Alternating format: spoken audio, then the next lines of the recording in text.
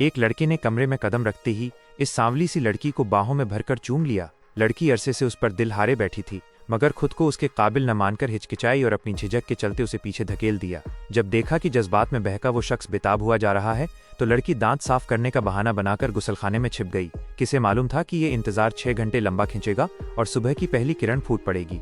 वक्त का सही इस्तेमाल करते हुए लड़की ने खुद को एक दिलकश लिबास में आरास्ता किया और एक खास अंदाज में बाहर निकली। इस अचानक मिले तोहफे ने लड़के को हैरत में डाल दिया, मगर लड़की ने देखा कि वो तो रुखसत होने की तैयारी में अपने कपड़े पहन चुका था। उस वक्त लड़की शर्मिंदगी के मारे जमीन में गड़ जाना चाहती थी। माहौल का बोझ हल्का करने के लिए उसने बात संभाली और कहा कि अगर कोई जरूरी काम है तो तुम जा सकते हो, और अगर सीढ़ियों से देर हो रही हो तो खिड़की से कूद जाओ। ये मंजर देखकर लड़के ने उतारे हुए कपड़े एक तरफ रखे और दोबारा बिस्तर में जा दुबका।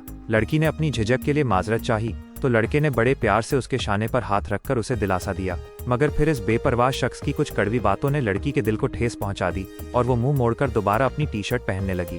उस रात दोनों एक दूसरे की आगोश में सोए तो सही, मगर उनके दरमियान सिर्फ एक आम दोस्ती का रिश्ता रहा। अपनी इस पाक साफ दोस्ती को साबित करने के लिए लड़के ने न जाने किस खुमार में ये तजवीज़ रख दी कि हर साल इसी तारीख को वो दोनों इसी तरह मिला करेंगे। लड़की को उम्मीद थी कि साथ गुजरते वक्त के साथ शायद इस दिल में भी मोहब्बत का चिराग जल उठे, सो उसने फौरन हाँ कर दी। मगर उसे क्या खबर थी कि ये सिलसिला पूरे 15 सालों तक खींचेगा। अगले साल 15 जुलाई को लड़की अपनी पढ़ाई पूरी करके बरतानिया में मुलाजमत करने लगी। लड़का अपना वादा निभाते हुए फ्रांस से उड़कर उसका सामान मुंतकिल कराने पहुंच गया। लड़की ने चाहा कि वो रात वहीं ठहर जाए, मगर लड़का उस गुजरे हुए वाक़े को दोहराना नहीं चाहता था, इसलिए किसी जरूरी काम का बहाना बनाकर वहां से निकल गया। कुछ दिनों बाद फोन पर बातचीत के दौरान लड़की को मालूम हुआ कि वो उस्ताद बन चुका है। उसने मजाक मजाक में पूछा कि क्या कोई तालिबा उसकी जुल्फों की असीर हुई या नहीं, मगर उसे क्या खबर थी कि वहाँ एक हसीन नाज़नैन बिना कपड़ों के उसके सामने रक्स कर रही थी। लड़की दिल की बात थोड़ा और करना चाहती थी, मगर लड़के ने काम का बहाना बनाकर फोन काट दिया।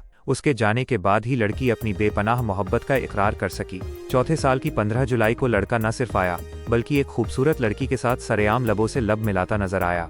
कहने को तो वो सिर्फ दोस्त थे और लड़की को दखल देने का हक न था, मगर जलन की आग कमरे में फैल चुकी थी। लड़की ने तंज कसते हुए कहा कि चूमते वक्त तुम्हारे मुंह से राल टपक रही है, किसी अच्छे हकीम को दिखा लो। गुस्से में आकर उसने अपनी तरक्की की खबर भी सुना दी कि वो अब मामूली मुलाजिम नहीं बल्कि होटल की मैनेजर बन चुकी है। मगर उस अमीरजादे की नज़र में ये कोई बड़ी बात नहीं थी। उसका मानना था कि जिंदगी सिर्फ पेट पालने का नाम नहीं, और ऐसी जगह काम करना अपनी काबिलियत को ज़ाया करना है। उसने कहा कि लड़की में खुद एतमादी की कमी है, वरना इतनी सलाहियत के साथ उसे बुलंद ख्वाब देखने चाहिए। ये सुनकर लड़की उसकी आगोश में सिमट गई और अपनी बेबसी पर आंसू बहाने लगी। 5वें साल दोनों ने कहीं दूर घूमने का प्रोग्राम बनाया। लड़की को डर था कि कहीं लड़का सिर्फ जिस्मानी तकाजों तक महदूद न रह जाए, इसलिए उसने पहले ही कुछ शर्तें रख दी। न तो कोई बिना कपड़ों के तैरेगा, न वैसे सोएगा, और न ही एक दूसरे को गलत नीयत से छुएगा। लड़की के हसीन सरापे को देखकर, हालांकि लड़का काफी तजर्बेकार था, फिर भी उसका ईमान डोलने लगा। धूप से बचने का तेल लगाते वक्त उसने तंज किया कि उसके लिबास का तराश कुछ ज्यादा ही बेबाक है। उस लम्हे हवा में एक अजीब सी कशिश थी। अगर लड़के के दिल में जरा भी सच्ची मोहब्बत होती तो वो उसे अपनी बाहों में भींच लेता, मगर लड़की के हाथ सिर्फ खामोशी ही आई। रात को भी वो मदहोशी का आलम कायम रहा। जब लड़के ने लड़की की जुल्फों को सहलाया तो लड़की अपने दिल का गुबार रोक न सकी। उसने कबूल किया कि कॉलेज के आखिरी दिन वो उससे बेपनाह मोहब्बत करती थी, और उस रात करीब ना आ पाने का उसे आज भी मलाल है। मगर इस सच्चे इकरार के जवाब में लड़के ने बेपरवाही से कहा कि ये बात तो मुझे पहले से मालूम थी। वो बड़े गुरूर से एक टांग पर दूसरी टांग चढ़ाए बैठा रहा। लड़की ने अपनी साख बचाने के लिए फौरन बात पलटी और कहा कि जैसे जैसे मैंने तुम्हें करीब से जाना, मेरी वो दीवानगी खत्म होती गई। ये कहकर उसने भी उसी अंदाज में अपनी टांग चढ़ा ली। इसके बाद लड़के ने अपने कपड़े उतारे और पाबंदी तोड़ते हुए तरणताल में छलांग लगा दी। उसकी दावत पर लड़की भी खुद को रोक न सकी और पानी में उतर आई। पानी की लहरों के बीच लड़के ने कहा कि तुम्हारे लिए मेरे दिल में एक खास मकाम है। तुम मेरी वो रूहानी साथी हो जिससे जिस्म का कोई लालच नहीं, लेकिन अगर तुम मुझे पाना ही चाहती हो तो मैं भारी दिल से तुम्हारी ये ख्वाहिश पूरी कर सकता हूँ। लड़की को लगा जैसे किसी ने तपते सेहरा में उस पर बर्फ का पानी डाल दिया हो। उसने गुस्से में आकर लड़के का सर पानी में डुबो दिया ताकि उसका दिमाग ठिकाने आ जाए। लड़की का दिल पूरी तरह टूट चुका था। पूरे 5 साल गुजर जाने के बाद भी वो शख्स उसके इश्क को न समझ सका। उस रात भी दोनों एक ही बिस्तर पर सोए, मगर इस बार किसी ने एक दूसरे को बाहों में न समेटा। जुदा होने के बाद लड़के ने उस्तादी का पेशा छोड़ दिया और एक अदना सी नुमाइश का मेजबान बन बैठा। उस रंगीन मिजाज शख्स को एक बेहाया माहौल मिल चुका था और वो अयाशी की दुनिया में और गहरा डूबता चला गया। मगर न जाने क्यों उस चकाचौंध में भी उसका दिल लड़की को फोन करने के लिए मचल उठता था, जैसे उसकी आवाज सुनकर ही रूह को करार मिलता हो। कुछ ही वक्त में लड़के की हालत बिगड़ गई। उस ठाठ बाट वाले गुजरे जमाने के हसीन जवान का अब कोई नामो निशान न बचा था। लंबे अरसे बाद जब वो घर लौटा तो देखा कि माँ कैंसर के आखिरी दौर में है। माँ ने बेटे की बढ़ी हुई दाढ़ी सहलाते हुए पूछा कि वो आजकल क्या कर रहा है। अपनी काबिलियत साबित करने के लिए उसने अपना टीवी शो चला दिया, मगर उसमें बेहद बेहया डांसर नाच रही थीं। माँ ने गुस्से में टीवी बंद कर दिया और बेटे को सही रास्ते पर आने की हिदायत दी, जबकि बाप ने फौरन उसकी गाड़ी जब्त कर ली। उसने ये सख्त कदम नफरत में नहीं, बल्कि माँ का दिल दुखाने की वजह से उठाया था। जैसे जैसे लड़का गर्क होता गया, उसकी यादें लड़की से और ज्यादा जुड़ती गईं, मगर लड़की की जिंदगी में अब एक नया साथी आ चुका था। जब वे दोनों साथ वक्त गुजार रहे थे, लड़का लगातार फोन पर पैगाम छोड़कर उससे मिलने की मिन्नतें करता रहा, मगर शायद लड़की इतने बरसों के एक तरफा प्यार से थक चुकी थी। वो बारिश में भीगती हुई अपने हमसफर की बाहों में पनाह ढूंढ रही थी। इसके बावजूद लड़की वक्त पर टीवी के सामने बैठकर उसका शो देखना न भूलती, मगर स्क्रीन पर उसकी गिरती हुई हालत देखकर रंज के साथ साथ एक बेगानी सी कैफियत महसूस होने लगी। आखिरकार वही हुआ, अखबारों ने लड़के की थू-थू की और उसके घटिया शो के साथ साथ उसके बुरे किरदार की भी धज्जियां उड़ा दी। लड़के ने फौरन फोन करके लड़की के सामने अपना दुखड़ा रोया और एक बार फिर मिलने की जिद की, मगर लड़की अब रात के मदरसे में पढ़ाने लगी थी। उसके पास इस शिकायत करने वाले शख्स के लिए वक्त न था। उसने फोन काट दिया। यही नहीं, लड़की का लिखा हुआ नाटक भी बेहद पसंद किया जा रहा था। दोनों की जिंदगी अब दो अलग अलग दिशाओं में भाग रही थी। एक और साल की 15 जुलाई आई। उन्हें मिले हुए 5 साल बीत चुके थे। इस बार लड़की बेहद सज धज कर आई थी, जबकि लड़का बिखरे बालों और बड़ी दाढ़ी में बेपरवाह बैठा था। वो बार बार फोन में उलझता और टॉयलेट के बहाने उठ जाता। लड़की समझ गई कि इस दिल में उसके लिए कोई जगह नहीं है। फिर जब उसने लड़के को दूसरी लड़कियों से फ्लर्ट करते देखा तो उसे कोई हैरत न हुई, मगर हद तो तब हो गई जब लड़के ने उसकी उस्तादी के पेशे की तौहीन कर दी और कहा कि पढ़ाना नाकारा लोगों का काम है। ये सुनकर लड़की का जब्त टूट गया। वो रोती हुई वहां से भाग निकली। बेहद टूटे हुए दिल के साथ उसने एक बार फिर अपना दर्द बयान किया कि वो किसी और के बिस्तर पर होकर भी दिल से उसी का ख्याल करती है, उसे पाए बिना भी भुलाने की नाकाम कोशिश कर रही है। वो तो बस थोड़ा सा दिलासा पाने आई थी, मगर दोनों के दरमियान अब फासले बहुत बढ़ चुके थे। लड़की ने 15 जुलाई के इस वादे को हमेशा के लिए तोड़ दिया और मुड़कर चल दी। उसने कभी ख्वाब देखा था कि वक्त के साथ शायद मोहब्बत जाग उठेगी, मगर अब सब सच सामने आ चुका था। लड़के की पुकार पर लड़की के कदम रुक गए। उसने 8 साल से दिल में बसे उस शख्स को गले लगाया और कहा कि अगर उसके दिल में जरा सा भी दर्द होता तो वो उसे यूं छोड़कर जाने न देता, मगर लड़का एक अजनबी की तरह खड़ा उसे जाता हुआ देखता रहा। बाद में लड़के को नौकरी से निकाल दिया गया, जबकि लड़की अपनी पहचान बनाती रही। मगर एक दिन उसके मंगेतर के हाथ उसकी डायरी लग गई, जो उस शख्स की यादों से भरी पड़ी थी। दिमागी बेवफाई बर्दाश्त न करते हुए मंगेतर ने रिश्ता तोड़ लिया। पलक झपकते 3 साल और गुजर गए। एक पुराने साथी की शादी में लड़की ने जब अपने दोस्तों को बचपन से शादी के बंधन में बंधते देखा तो अपनी बदकिस्मती पर उसके आंसू छलक पड़े। लड़का वहां मौजूद तो था, मगर वो उसके दर्द को महसूस न कर सका। लड़के ने अपनी नई मंगेतर से लड़की का तारुफ कराया और उस मंगेतर का पहला सवाल यही था कि क्या तुम दोनों कभी एक दूसरे के करीब आए थे।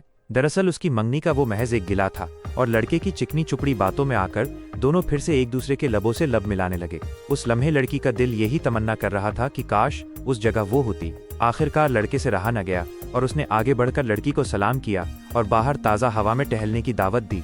लड़के ने बताया कि जब उसका कामकाज पूरी तरह ठप हो चुका था, तब इसी हसीन लड़की ने उसका हाथ थामकर उसे उस दलदल से निकाला था।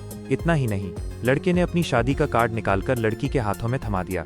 लड़की ने आगे बढ़कर लड़के को गले से लगा लिया और अपना चेहरा उसके शाने में छिपा लिया, क्योंकि अगर वो ऐसा न करती तो उसके चेहरे पर छाया गम का साया बेनकाब हो जाता।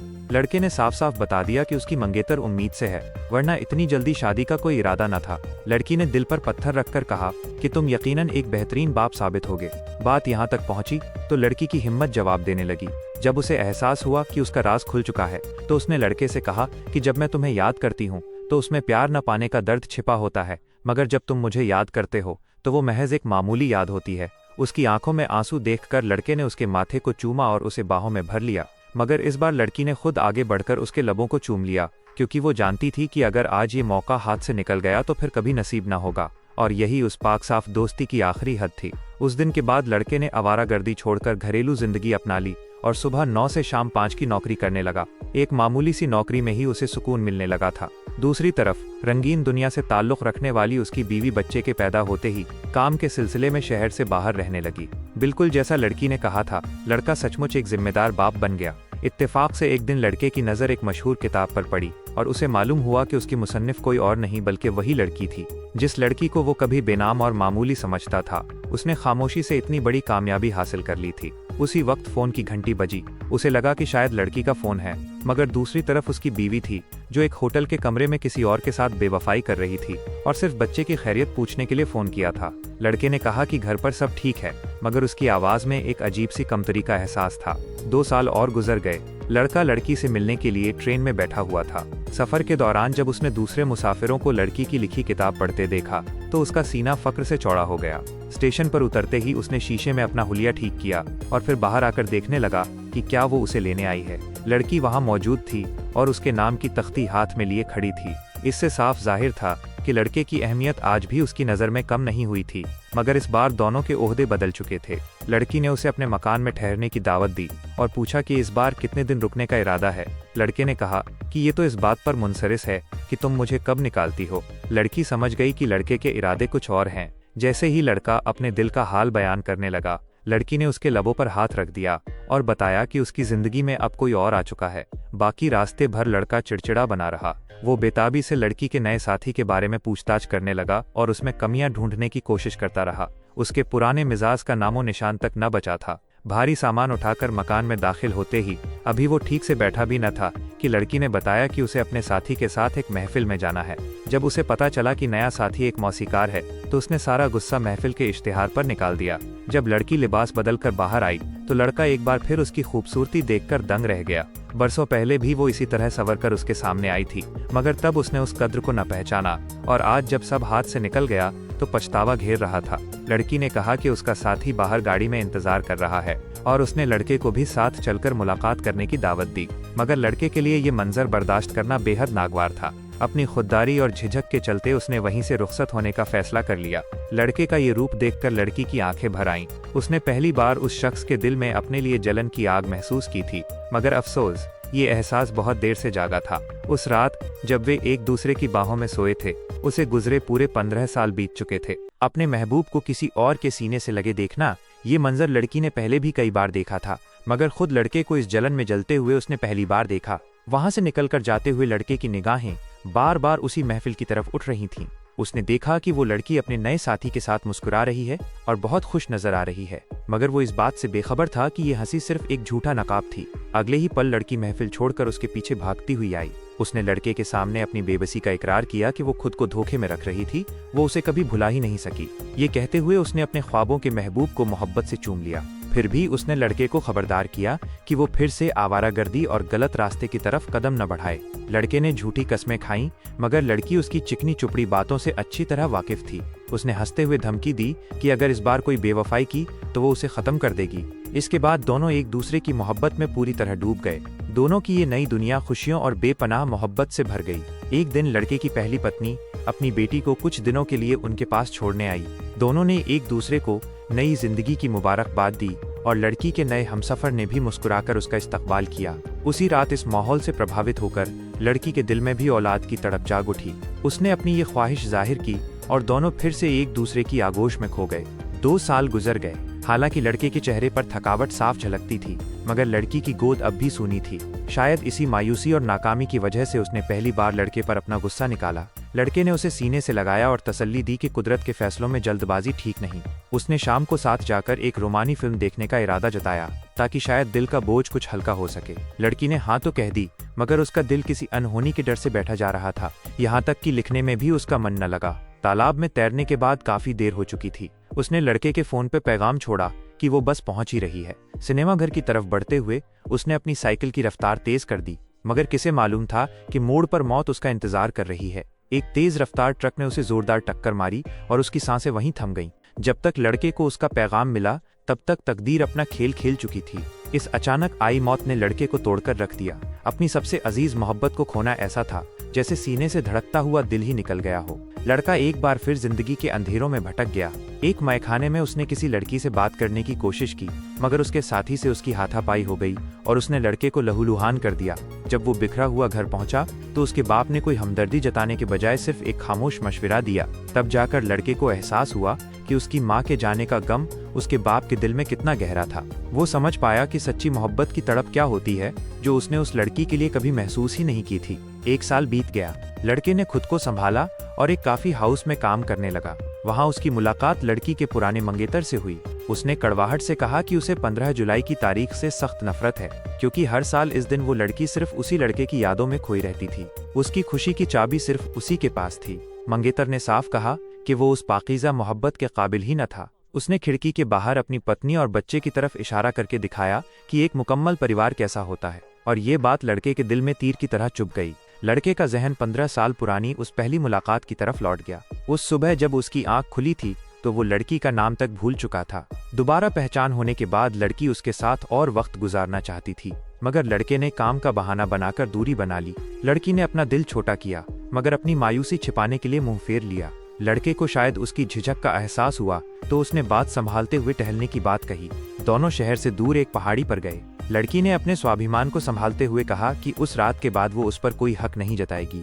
लड़के ने उसके कांधे पर हाथ रखा और शरारत से कहा कि अगर वो उस अधूरी रात की कसक पूरी करना चाहती है तो इशारा करे। कमरे की तरफ लौटते हुए वे बच्चों की तरह एक दूसरे की बाहों में झूमते रहे, जैसे ये उनकी जिंदगी का आखिरी लम्हा हो। मगर तकदीर को कुछ और मंजूर था। लड़के के माँ बाप वक्त से पहले ही वहाँ पहुँच गए और उनकी वो नजदीकियाँ वहीं थम गईं। एक आम दोस्त की तरह लड़की ने हाथ मिलाकर अलविदा कहा। माँ ने पूछा भी कि क्या उनका आना बेवक्त था।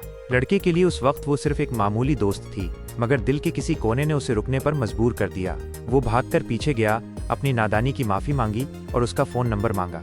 लड़की ने फौरन कागज पर अपना नंबर लिख दिया। डर था कि कहीं राब्ता टूट न जाए, इसलिए उसने अपने घर का पता और माँ बाप का नंबर भी लिख डाला। कागज थमाते ही लड़की ने अपना चश्मा उतारा। ये एक खामोश दावत थी कि वो आगे बढ़े। उस लम्हे जब उसने लड़के को गले लगाया तो उसके दिल में पूरी जिंदगी की तस्वीरें उतर आईं।